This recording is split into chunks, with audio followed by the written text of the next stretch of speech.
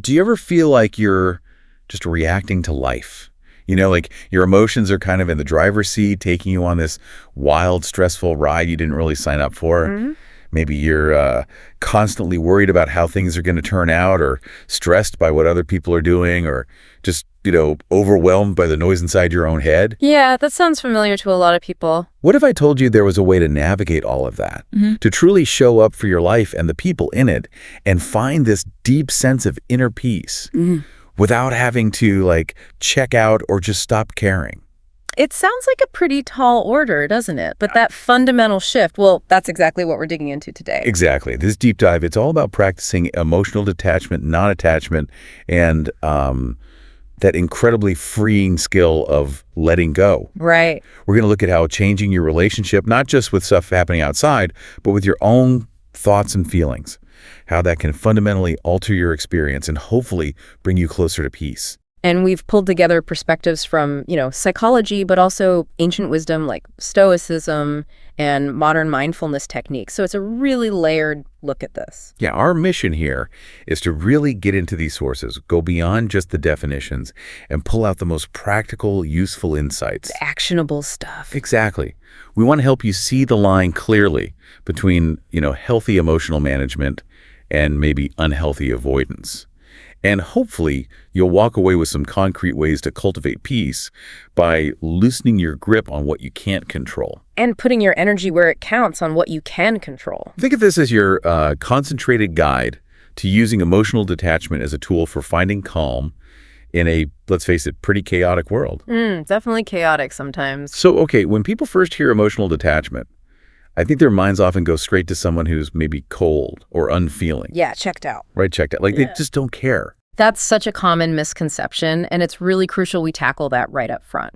Healthy detachment, as the sources point out, it's absolutely not about not caring. Okay. It's more about consciously managing how you engage emotionally. Think of it like a skill or a tool you use, not just being indifferent all the time. And that distinction then between the healthy and unhealthy version, that's key. It's absolutely critical because unhealthy detachment, well, that's often a reaction, right? A defense mechanism. Like putting up walls. Exactly. It looks like avoidance, withdrawal, building walls. And yeah, maybe it shields you from pain for a bit, but the sources are clear. It leads to isolation, makes empathy really hard. Frames relationships. Totally. And it actually blocks personal growth because you're not processing those strong emotions. You're just sealing them off. It's like trying to live in a bubble, but that bubble keeps out the good stuff too, like connection. So healthy detachment is the opposite of building those walls. Precisely. It's about finding perspective, finding calm within challenging situations. It lets you be objective, take care of yourself, but without disconnecting from life or the people around you. So it's more like skillful emotional regulation. That's a great way to put it. Choosing where and how intensely to invest your emotional energy, especially when things are tense, rather than just defaulting to apathy. Okay. And then there's this related idea from Eastern philosophy, non-attachment. Yes, non-attachment. Particularly from Buddhist thought, which kind of takes it a step further. It's about releasing the clinging. Clinging to what? To outcomes, possessions, relationships, even clinging to your own ideas about how things should be. But, and this is so important, it's not about feeling dumb or shutting down. Okay. It's about finding freedom and like a spaciousness while staying fully present and compassionate. So could you say, love someone deeply, but without needing them to be a certain way or meet all your expectations? Exactly that. The sources describe loving someone non-attachedly as, well, appreciating them fully, just as they are, without demanding they fit into your perfect picture of them or the relationship. It's freedom from grasping, not freedom from caring. That really helps clarify the core idea. It's not about stopping the feelings. It's changing how you relate to them and to events and even your own inner chatter. And the reason this is such a game changer is because, as the sources highlight, so much of our suffering actually comes from that attachment itself. Because we get attached and then we immediately try to control things. Precisely. Attachment, it's natural, but it often fuels this intense drive to control outcomes, situations, even other people. Right. And when you get too invested in how things absolutely must happen, when you cling really hard to one specific vision, that's when fear and anger really take root. Often it's tied to past hurts or beliefs about what you think you need to be happy. We build this rigid mental blueprint, and if reality deviates even slightly, Boom. Negative emotions. Absolutely. And the sources point out common ways we do this. Being totally dependent on one specific outcome, having this tunnel vision. Or idealizing people or relationships. Yes, Right. fantasizing about how perfect it should be. Or putting all your emotional eggs in one basket, making any other possibility feel like a total disaster. And the toll that takes, constantly trying to force reality to match your plan sounds exhausting. It really is. Psychologically, it's just a breeding ground for anxiety, frustration, crushing disappointment when things don't go perfectly. Yeah. It stifles creativity, too, because you can't adapt.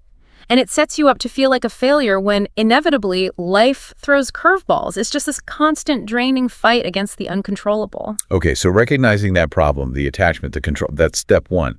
What frameworks do the sources offer to help us actually shift out of that pattern? Well, this is where we get some really powerful tools. Things like cognitive reframing from psychology, and also the ancient wisdom of Stoicism. Cognitive reframing, like changing the picture frame. Essentially, yeah. It's a tool to consciously shift your mindset. Simple but profound. Our thoughts about what happens are what really drive our emotions and actions. Not the event itself, but our story about it. Exactly. If you're stuck in negative thought loops, you're probably stuck in negative feelings and behaviors. Reframing helps you break that cycle. So instead of reacting to something bad with, this is awful, it's unfair, you pause and ask, what? You ask, is there another way to look at this? Can I see a challenge here instead of just a disaster? Is there a lesson instead of just a failure? It helps you learn from those tough experiences, process them constructively, and then, crucially, let go of the emotional weight. The sources show it improves mental health, cuts stress, builds resilience, and even helps with problem solving because you see more options. Okay, that makes sense. And then Stoicism, that feels more like a whole philosophy for life, right? It absolutely is, and it offers this incredibly solid framework for detachment going back thousands of years. The real cornerstone, especially from folks like Epictetus, is this sharp distinction between what is up to us and what is not up to us. What we can control versus what we can't. The classic dichotomy. Precisely. What's genuinely up to us, our internal world, our thoughts, judgments, choices, intentions, our values, what's not up to us, pretty much everything else. Like our health, reputation, other people. Exactly. Our bodies, property, what others think, external events, the past, the future, none of that is truly under our direct control. And the Stoic point is that our unhappiness comes from trying to control those external things, the things that aren't up to us. Bingo. If you tie your peace of mind or your happiness to something outside your control, you are essentially setting yourself up for suffering every single time. Real freedom, real peace, comes from focusing only on what is in your power, your own mind, your responses, your actions, guided by reason and virtue. Like that analogy Epictetus used, the two handles one. Oh, that's a perfect illustration. He said everything has two handles. One you can grab that makes it bearable, and one that makes it unbearable. Okay. So if someone insults you, you can grab the unbearable handle by focusing on the slight, your wounded ego getting angry. Which makes you miserable. Right. Or you can grab the bearable handle. You recognize the insult is just words, reflecting their opinion or state, not some fundamental truth about you. And you choose to focus instead on maintaining your own calm, your own character. The external event, the insult isn't up to you, your internal response is. Marcus Aurelius apparently applied this even to just dealing with annoying people every day. He did. He'd mentally prepare himself like, okay, today I'm going to run into people who are meddling, ungrateful, arrogant. He saw it as just a fact of life, not a personal attack. So getting upset just gives them power. Exactly. It hands over control of your inner state. His focus was on maintaining his own integrity and responding with patience or understanding, recognizing their behavior was their issue, stemming from their lack of understanding, and not something he could directly change in that moment. Now, some people hear Stoicism and they think, okay, that means you become a robot, suppress all emotions. Yeah, that's another common criticism. But the sources help clarify this too. Stoicism isn't about not feeling things. It's about managing the really destructive emotions. Like overwhelming anger or fear. Exactly. The ones that cloud your judgment and lead you to act irrationally or unethically. They didn't see emotion itself as bad, but they understood that peace comes from not being controlled by these intense passions, especially when they're tied to external outcomes you can't dictate. So positive feelings from doing the right thing are okay? Absolutely. Joy, contentment arising from virtuous action, totally fine. It's the irrational, externally driven turmoil they advised managing. And it doesn't mean you just sit back and do nothing if something unjust is happening. Not at all. Stoics believed strongly in taking action for justice, but, and this is key, their action was grounded in reasoned decision-making about what they could actually do effectively. Within their sphere of control. Precisely. Rather than being fueled by, say, uncontrollable rage or despair about the injustice itself, which might lead to rash actions, they focused their energy where it could make a real difference, internally through their choices and externally through reasoned efforts, while accepting that the final outcome wasn't guaranteed. Okay, so we have these frameworks. Understanding attachment, focusing on our control, reframing thoughts. What are some of the practical, like, day-to-day things we can actually do to practice this healthy detachment and letting go? Yeah, the sources offer a whole bunch of practices that really weave these ideas together. A really foundational one, stressed across many traditions, is cultivating awareness. Mindfulness. Mindfulness, just noticing. Exactly. Observing your thoughts, your emotions, without getting all tangled up in them, and crucially, without judging them. It helps you see their transient nature, that they're just temporary states passing through, not like fundamental truths about who you are. Like watching clouds drift by. Or the analogy one source used, don't be the frantic thought traffic cop trying to direct everything. Be the calm observer on the riverbank, just watching the thoughts float past. You see them, but they don't sweep you away. You got it. And tied closely to this is acceptance, which sounds simple, but it's powerful. Accepting what is. Just acknowledging reality as it is right now, not fighting it, not denying it, just, okay, this is how things are in this moment. And that includes accepting that your mind will be busy sometimes, or that you will feel difficult emotions. That's normal human stuff, not a sign you're failing. And acceptance then allows you to process the emotions instead of just stuffing them down. Yes. Another crucial point. Healthy detachment isn't suppression. You need to process emotions, confront them, understand them, work through them. Things like journaling are fantastic. It gives you a safe space to get it all out, see patterns. Talking to someone you trust, a friend, a therapist, is huge. Right. Or even creative outlets like art or music. They're all ways to engage with the feeling, not just wall it off. You mentioned talking to a trusted friend. Doesn't that need vulnerability? Which seems like the opposite of detachment to some. That's a great question. Healthy vulnerability is actually a sign of strength here.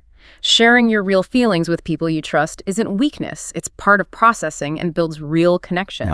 It's the opposite of unhealthy detachment's isolation.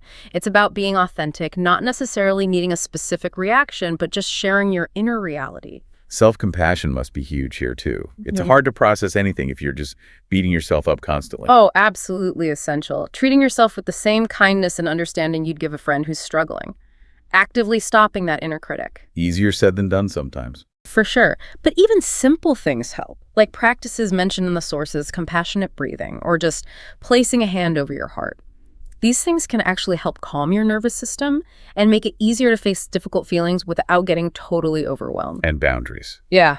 That feels very concrete and practical. Incredibly practical. Knowing your limits and then actually advocating for them, especially in relationships, is fundamental. It protects your emotional space. Yeah. It's a direct action based on focusing on what is in your control, how you let others treat you, how you manage your interactions. And boundaries are absolutely key when we talk about detaching in relationships. Let's actually go there, specifically detaching with love. Because that phrase itself sounds a bit contradictory, doesn't it? It really does at first glance. But it's such a powerful concept, especially in families or close relationships, where these attachment patterns run deep. So what does it mean? Detaching with love means caring about someone so much that you allow them the dignity, the space to learn from their own mistakes, to take responsibility for their own life. It means stepping back from that constant urge to obsessively worry about them or constantly tell them what to do, or, and this is a big one, repeatedly trying to rescue them from the natural consequences of their choices. So it's definitely not abandoning them or just withdrawing your love. No, crucially no. The sources are really clear about that. It's about letting go of the need to control their life or their choices or the outcome for them. Okay. You're acknowledging their autonomy, even if you think their choices are, well, maybe not great. You shift your focus from trying to fix their problems to managing your own response and your own well-being in the face of those problems. Then why is that good for you, the person doing the detaching? Well, it creates vital emotional space. It frees you from the constant anxiety and frustration of trying to control what you can't. It Mhm. lets you accept the reality of the situation instead of constantly fighting it.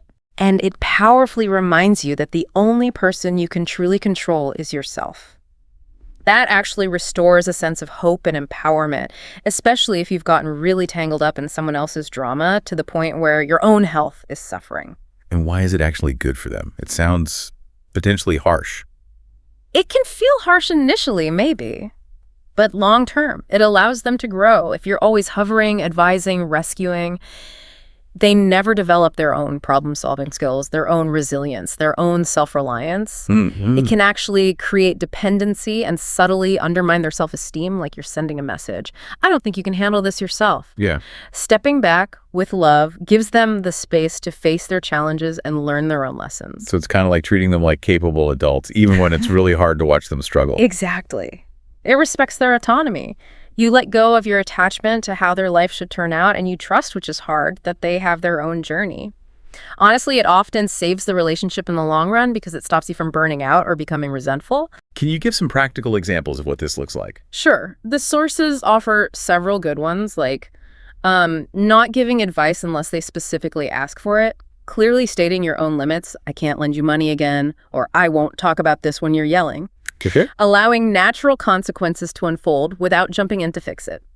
Expressing your own feelings calmly, using I statements. I feel worried when. Taking a time out during intense arguments. Staying focused on your own stuff. Yes, focusing on your responsibilities, not theirs. Refusing to make excuses for their behavior, and actively working not to blow their situation out of proportion in your own head, not catastrophizing.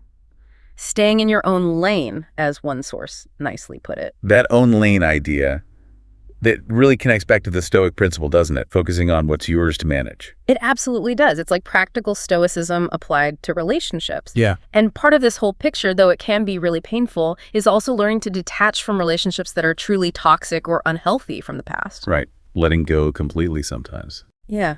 Recognizing the negative impact, disentangling yourself emotionally and maybe practically, and finding a way to get closure so you can move forward in a healthier way. So pulling all this together, it's clear this isn't like flipping a switch. It's not an overnight thing. Oh, far from it. Detachment, whether you call it healthy detachment or non-attachment, the sources all describe it as a practice, a journey. It's not some destination you just arrive at and you're done. It takes effort. It takes time, patience, conscious effort, focus, definitely. And it means you will still feel emotions, sometimes really strong ones. Yes, that's key.